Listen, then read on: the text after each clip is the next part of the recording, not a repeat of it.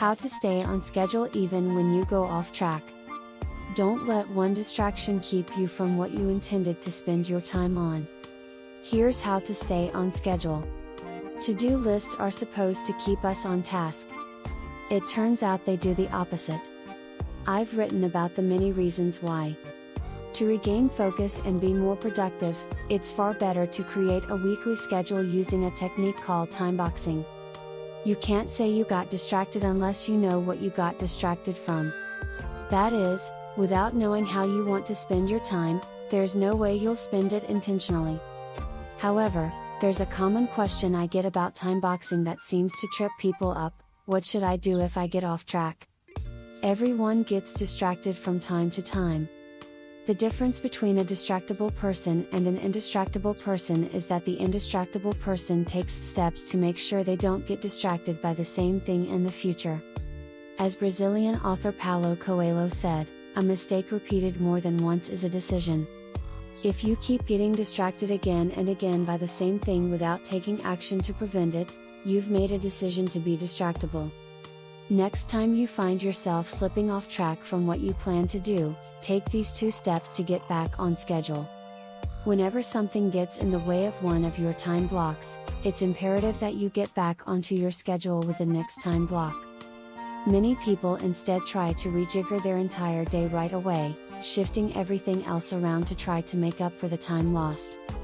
This is a problem for 2 reasons. First, it takes time to reconfigure your schedule, which itself can be a time-wasting distraction. Optimizing your calendar falls awfully close to the kind of pseudo-work people do to try and get out of doing real work. Second, if you rejigger your schedule on the fly, you risk training yourself to think of your time-boxed schedule as something that can be changed. Convincing yourself it's perfectly fine to adjust your schedule makes it easier to not stick to it in the future, defeating the purpose of time boxing. The most important thing is to get back to doing what you said you were going to do according to your time box schedule you made in advance. Just pick up with the next thing you plan to spend your time on. Don't worry about not fully working on the last block. For now, just remember that what you plan to do with your time is traction, while everything else is a distraction, and that includes changing your schedule on the fly. After your day is done, you'll want to find a way to make up for the time you lost and make sure you don't let the same distraction happen again. When first building your time box schedule, you'll want to make sure you've reserved buffer time. Buffer time builds a bit of slack in your day, and it's important for 2 reasons. For one, it's time to reflect on how your day went. Did you spend enough time doing what you said you'd do? Did you focus effectively on the task at hand, whether that was working on a big project or being fully present with important people in your life like friends and family? Make sure to look at your schedule like a scientist, not like a drill sergeant.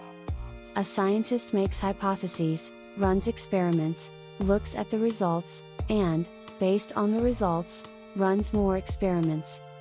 Your schedule is a hypothesis you test every day, and, over time, you'll get better at making it fit your needs.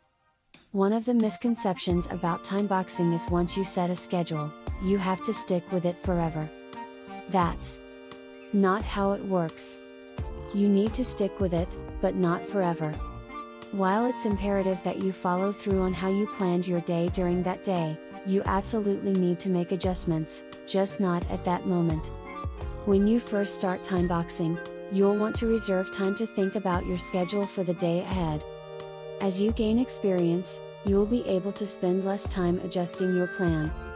For instance, I went from revising my schedule for the day ahead at the end of each day to working on it once a week. Second, buffer time helps you plan for seemingly unpredictable distractions. Remember, if you get distracted more than once by the same thing, it's on you. Buffer time gives you a chance to consider the real reason you got distracted and take action today to prevent getting distracted tomorrow. An internal trigger is an uncomfortable emotional state you seek to escape. If you found yourself slipping off track because you were feeling bored, lonely, stressed, or anxious, you succumb to an internal trigger. I did this all the time when I found writing too difficult and instead checked email. Writing is hard work, it's often boring, tedious, and lonely. I'd find escape by checking email or doing some other kind of pseudo work to free my mind from the discomfort I felt. The next time you get distracted, ask yourself, what emotion was I trying to escape? In Indistractable, I write about dozens of techniques you can use to deal with your internal triggers so that they lead you to traction. External triggers are all the things in our outside environment that can lead us off track. They are all the pings, dings, and rings that can derail a well-planned day. There are many ways to hack back all the external triggers that lead to distraction, but doing so requires us to first ask a critical question: is this trigger serving me or am I serving it?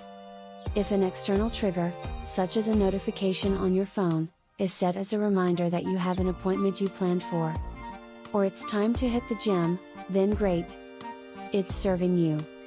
But if that external trigger interferes with your plan, such as a notification from your phone while you're trying to concentrate, then turn it off. Studies find 2/3 of people with a smartphone never adjust their notification settings. Come on. Take a minute to make sure you don't get interrupted by another external trigger during your scheduled focused work time. Hacking back your phone to fight distraction takes just a few minutes and will save you countless hours. Learn to use the Do Not Disturb while driving feature on your phone even when you're not driving. Use a distraction blocking screen sign at your desk to keep colleagues from interrupting you. The last potential source of distraction is a planning problem. This happens when we simply didn't allocate enough time for a task. Or we didn't allocate enough buffer time for a task that takes an unpredictable amount of time. For example, sometimes people will argue, what about traffic? How do I know how long I'll spend trying to get to work? That's an easy one, since traffic is a potential concern every single day, it shouldn't be a surprise.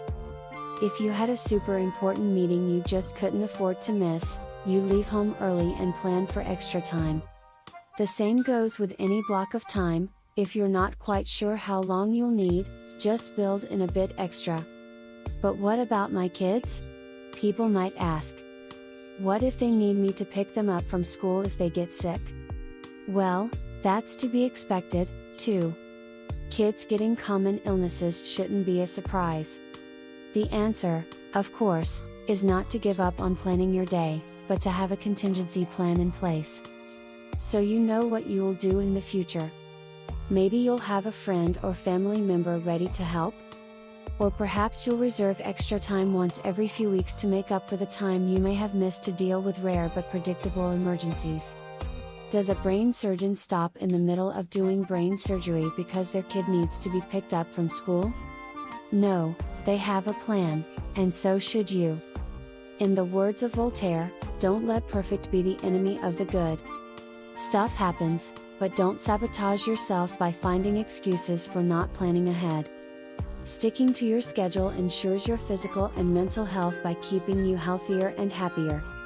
You'll excel at your job when you follow through on your commitments, just as you said you would. You'll have closer, more fulfilling relationships when you are fully present in body and mind. Being indistractable means living with personal integrity.